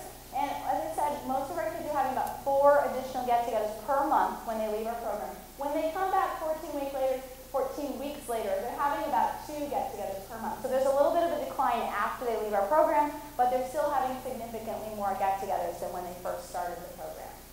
All right, another nice thing is that in this particular study, 14-week follow-up assessment, we actually also found new treatment gains. Our kids were doing better in certain areas that they hadn't been doing as well and when they first ended the program. This is great, they're actually doing even better. And what we found was, in particular, problem behaviors tend to go down, according to parent report, after the treatment. It went down a little bit from pre to post, but even more significantly 14 weeks later. And then also teachers are reporting in this particular study a very nice improvement in social skills from pre to post, but more significant at that 14-week follow-up assessment. Now, the important thing about this teacher report is teachers are actually blind to the conditions under investigation. They're like independent raters of social skills. They don't know kids are going through a social skills program. So the fact that teachers are also seeing this 10-point standard score improvement, which is just the same as what parents are seeing, is very meaningful because they are actually unbiased, sort of independent raters. And again, they're seeing this improvement, but it takes them 14 weeks after the program for them to actually see the change. They don't see it at a significant level. It's definitely an improvement, but it's not statistically significant until we go back 14 weeks later. So our kids, again, are not only benefiting from the program, but continuing to do better after they left the treatment. Okay, very quickly, I want to share with you some results from our school-based program because this is very relevant to what we're going to be doing here at Lawrence. So this is a paper that was published in the Journal of Autism and Developmental Disorders using peers in the classroom. This is a study where we actually compared the peers treatment to another social skills program. The other social skills program was called Super Skills. It's also a manualized program that focuses on sort of relationship skills. And we didn't randomize kids to either one of these groups. They just kind of, one campus got the peers treatment, another campus got the Super Skills treatment, and we compared the results there. Okay, average age for the kids in this study was about 12, so mostly like 7th grade. This was just in a middle school for kids with autism spectrum disorders and other social communication difficulties. Most of the kids were male and a fairly ethnically diverse group. All right, and this is what we actually found. So this is our treatment group, those who went through peers, and this is our active treatment control group. And what we found was that the kids who went through peers definitely improved in their social skills knowledge, and they were having more get-togethers as a result of treatment. But the kids who were in super skills didn't improve in their social skills knowledge, and they were actually having fewer get-togethers. Okay, let's think about that. Hold on to that for a minute. We'll come back. All right, the kids that were in the peers group, they actually improved in their social responsiveness. Remember, high scores on the social responsiveness scale are bad. So you want to see a decrease in this amount from pre to post-test. So we're seeing a pretty nice decrease in those symptoms, which means basically improved social responsiveness. But in the super skills condition, very little movement. And then finally, we see that social anxiety also improves in the kids who are receiving the peers intervention. They're less socially anxious after treatment. But kids in super skills are more anxious, actually. So let's think about that. We're definitely seeing improvements in the kids who go through peers. By the way, in our parent-assisted programs, remember that the change that we were seeing was about 10 standard score points and about 10 T-score points. 10 was the magic number with parents. With our school-based studies, 5 tends to be the magic number, we've noticed. Now, it's still very significant. That's like a half a standard deviation improvement. That's a lot. When you look at social skills researchers, that's off the chart. But it's still only about half the effect that we see with our parent-assisted programs. So what that tells us, I hope the take-home message here, is that you all need to be involved in treatment, right? It doesn't necessarily have to be that you have to be coming to a group every week. It means you need to be involved as social coaches. Those handouts that get sent home to you, you need to read them, right? You maybe need to read The Science of Making Friends, watch those videos with your kids, but you need to be involved in the social coaching to get the most benefit for your kids. All right, so let's go back to super skills. Why were the kids in super skills having fewer get-togethers? They were less socially engaged and they were more anxious. Any hunches about why that might be? They didn't involve the parents in it. Well, they didn't involve parents, although in this study we didn't include parents. We did. It was just teacher facilitated. They weren't, yes, exactly. They weren't using the skills in the way, they weren't teaching the skills in the way that we do in peers. So they were just basically creating like these little rules about things. There are some rules. They're not that ecologically valid, I'm just saying, they're not. And they don't do role play, they don't do behavior rehearsals, there's no homework assignments. And so you're giving these kids, actually that's not true, they did some homework assignments. So they're giving kids these skills, but they aren't necessarily feeling really confident, right? Because they're not practicing things, they're not getting extra coaching. And then they're saying like go out and like, you know, have get-togethers with your friends and hang out with people. And it was probably making them more anxious. They definitely were more anxious for some reason. We can only hypothesize why that might be. And when people get anxious, what do? When they're socially anxious? They disengage, right? They stop hanging out with people, which is probably why they were having fewer get-togethers. There's really no way of knowing for certain. You just have to try to explain your findings when you see things like this. But in this case, the kids actually were doing worse, unfortunately. Okay, very quickly, another study. In this study, we were actually testing the effectiveness of adding a parent component to a school-based curriculum. So in the previous study, we were actually looking at peers compared to another social skills program. In this study, everybody received peers, but the difference was whether or not their parent was involved in treatment. So in this study, 49 of the 146 kids had parents that were involved in treatment. They went to a weekly social coaching group. And then the other 97, they had no parent assistance. All right, in terms of what we found, we wanted to look at across the board, whether you had parents involved or not, did our kids improve? And yes, they did. They improved. Kids across the board definitely improved in their social responsiveness. They definitely improved in their social skills. Their social anxiety decreased as a result of treatment. They were having more get-togethers from pre to post. Their self-esteem went up. And also their social skills knowledge improved. So that was great. Across the board, whether parents were involved, everyone did better. But then if you look at who did better, you compare the pre and post-test assessments for the kids who had parents involved versus those who had no parents involved. What you find is the kids who had parents involved did better than the kids who didn't have parents involved. But here's an important point about this. Okay, the kids who had parents involved, they had better social responsiveness, particularly better social awareness, social cognition, social communication. Even their friendship quality was better. They had better friendship companionship, helpfulness in their friends, and less conflict in their friendships. These are the kids who had parent involvement.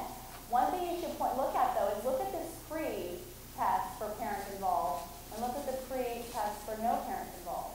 The kids who had parents that agreed to participate in treatment, they were actually not doing very well. They were actually doing worse than the other kids before treatment ever started.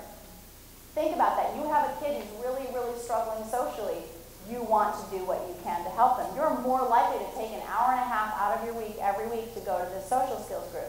So there's something inherently different about the kids whose parents agreed to participate in treatment. Their kids were actually struggling more socially.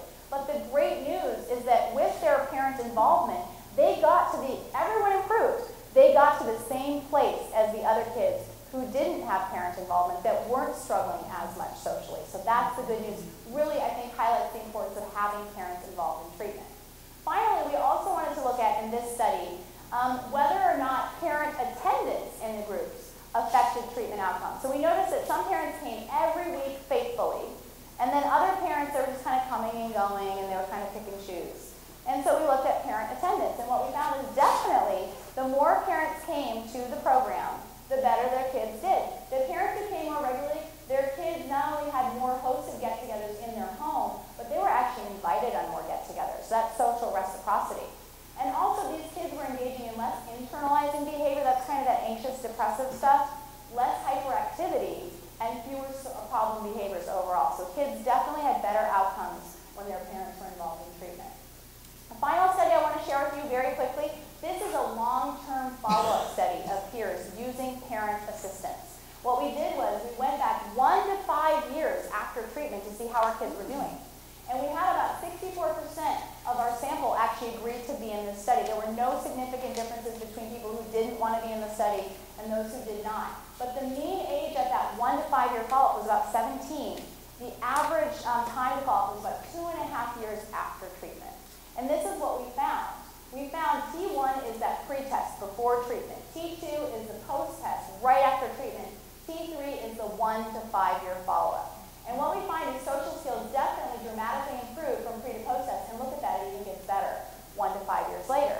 Our kids went from sort of a decreased or low average range of social functioning to a more average range of social functioning. If you look at problem behaviors, that also improved. High scores on problem behaviors are bad. When our kids come into our program, they're in sort of the elevated range of problem behaviors in social situations.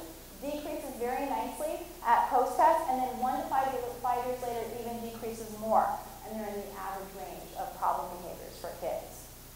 If you look at the subscales on that same measure, the social skills rating system, what you want to notice is blue here represents the pre-test, red is the post-test, and green is that 1 to 5 year follow-up. Everything is moving in the right direction.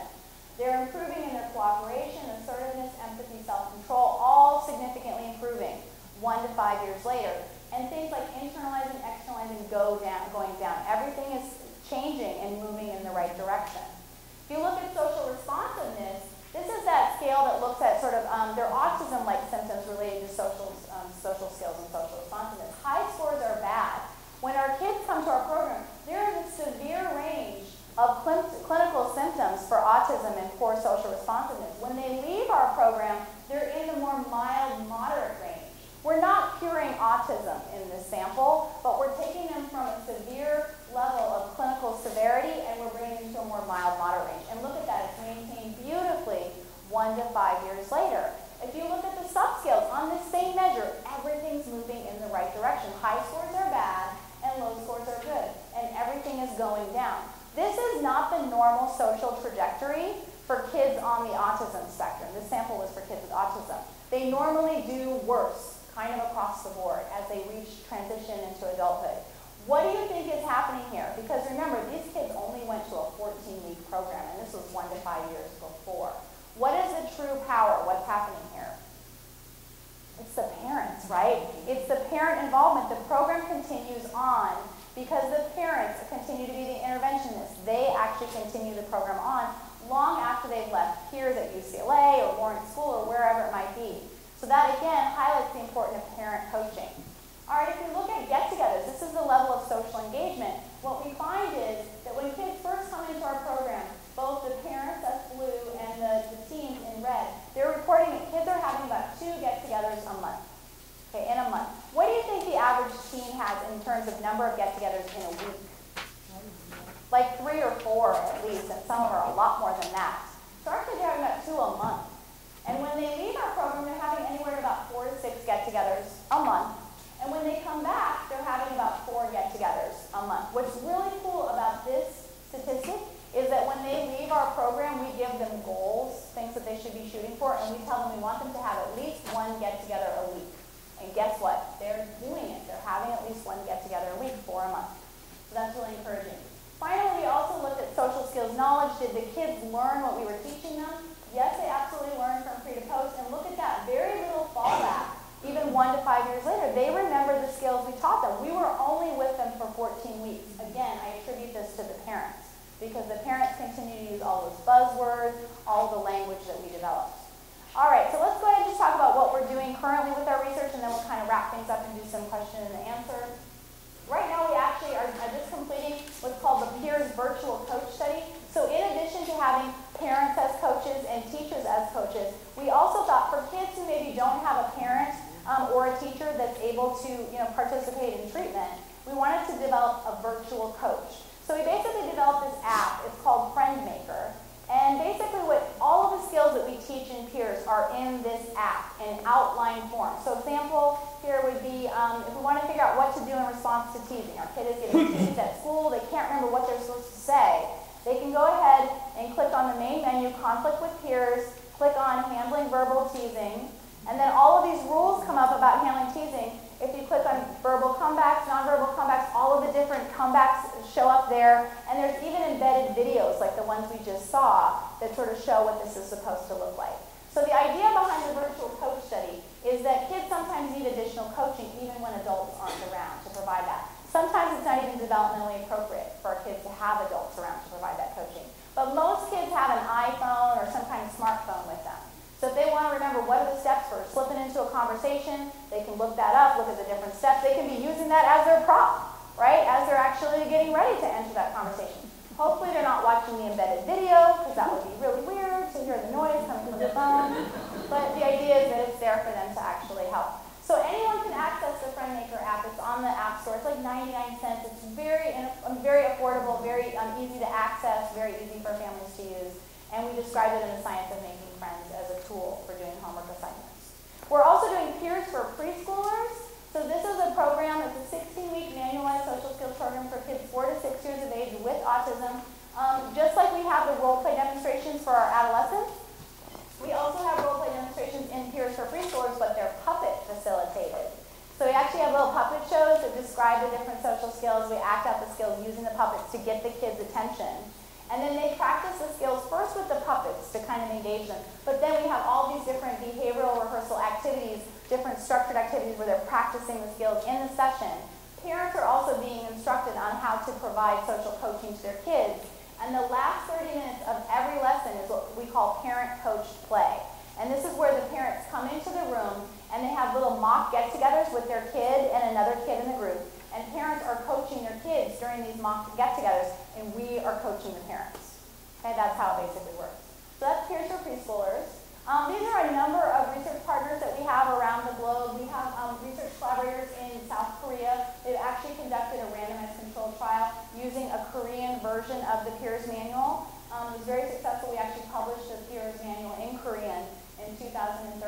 Caltech in Los Angeles is looking at biomarkers of treatment outcomes, so seeing how the brain changes as a result of treatment. We do like fMRI imaging of the brain before and after treatment to see how the neural pathways change.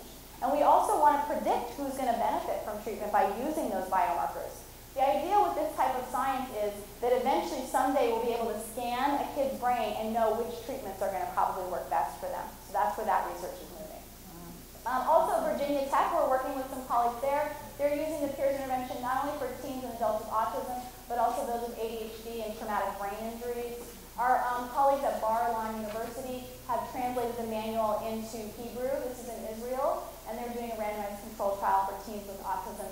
And then our colleagues at Marquette University have done a lot of research around peers, doing replications of the studies we've done, and also had the very first biomarker of treatment outcome using EEG. So again, looking at how the brain changes, the social brain changes as a result of treatment.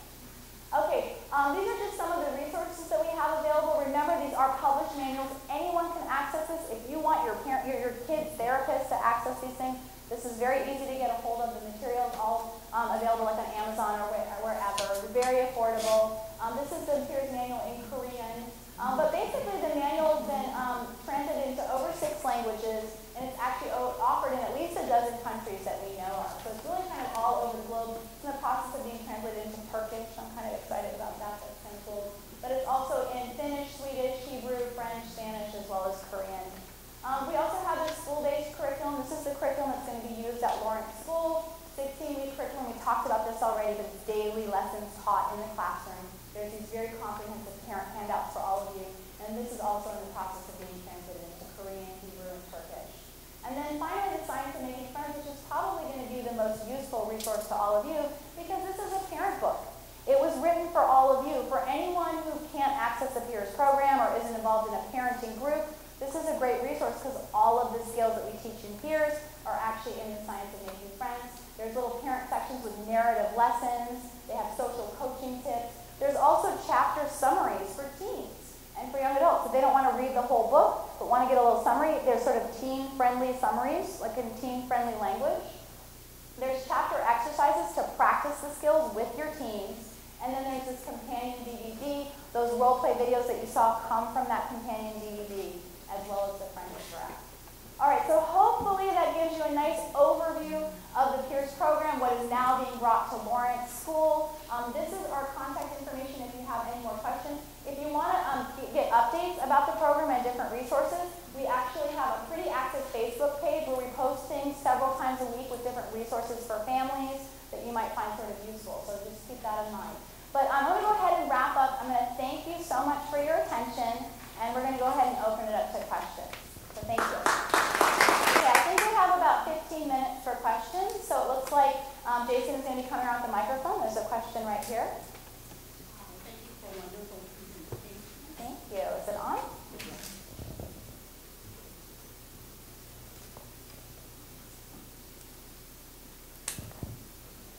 Thank you again for a wonderful presentation.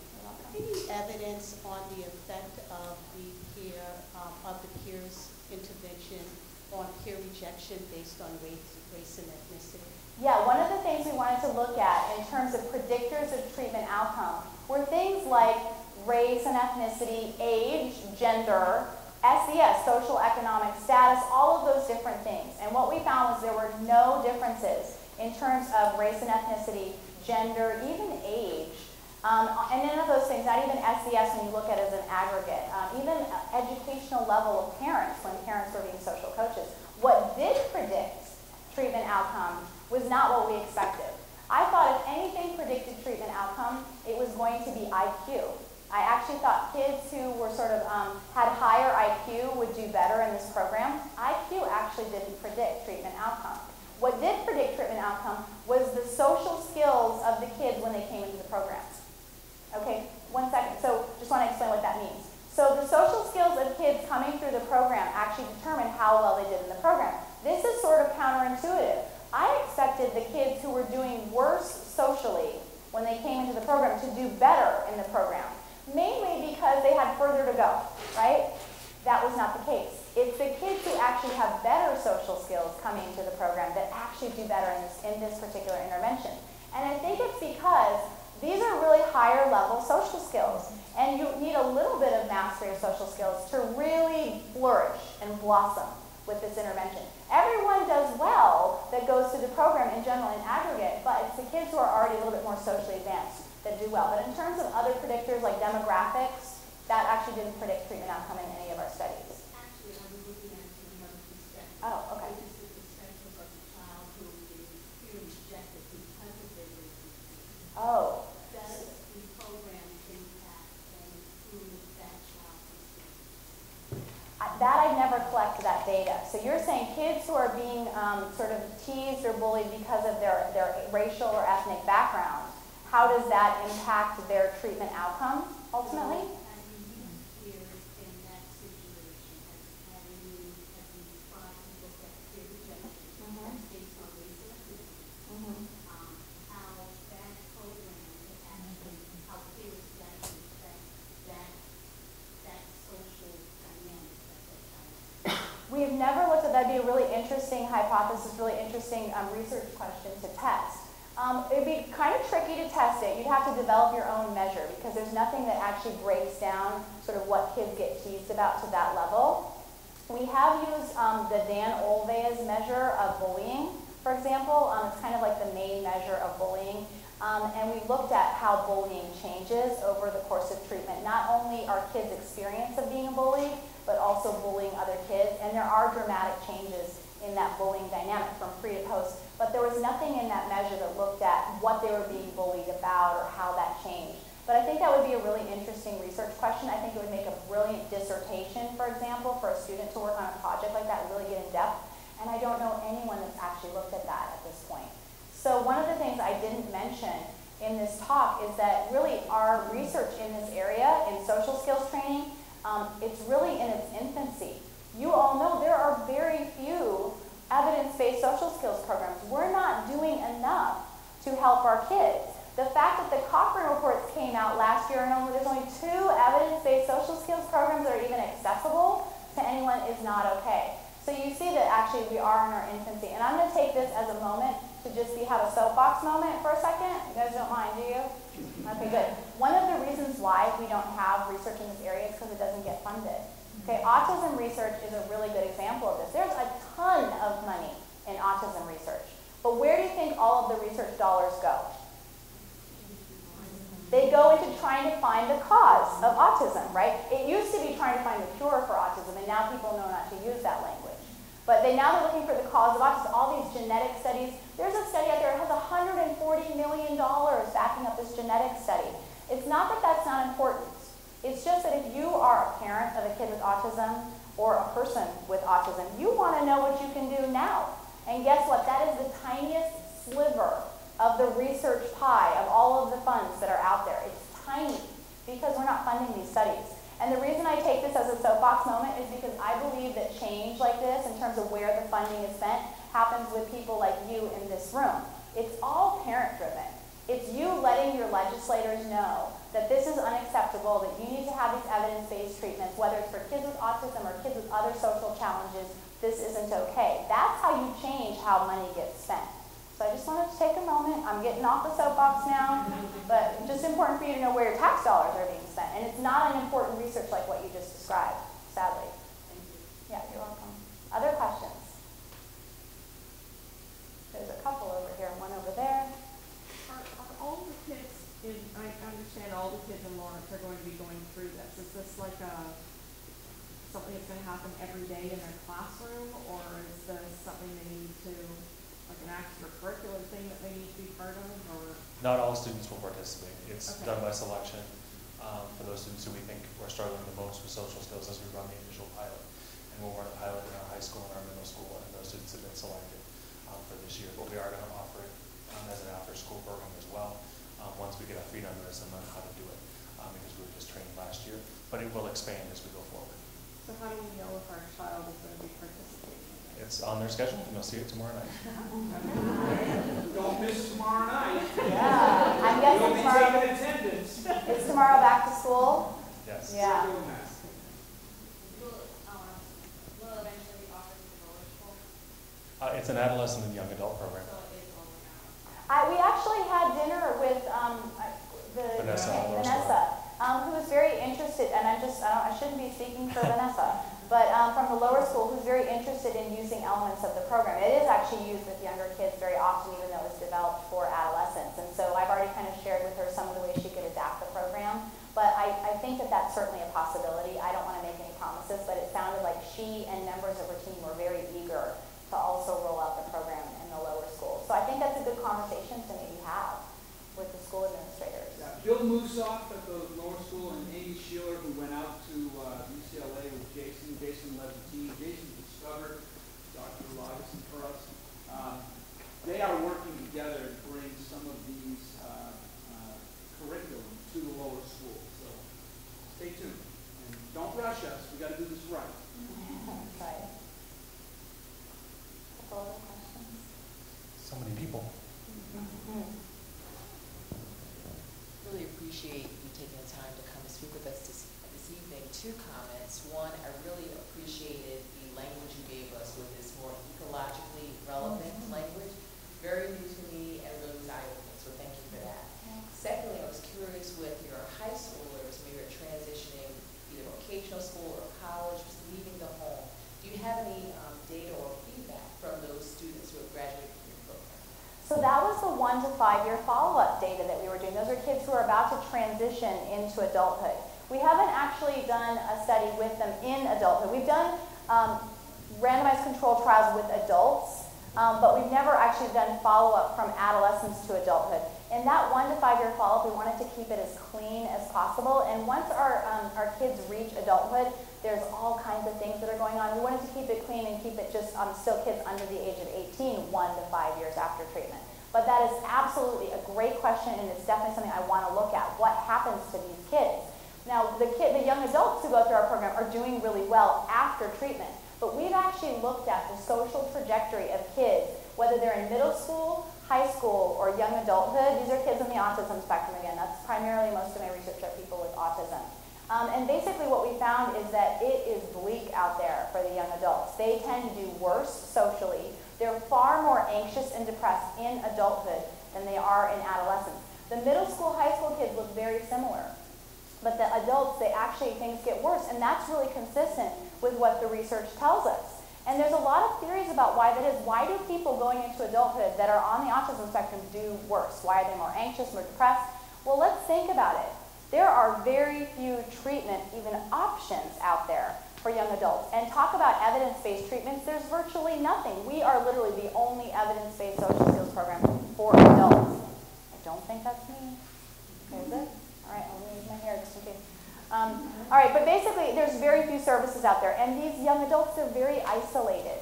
So this would be a very important study to look at. How are they faring from adolescence into adulthood?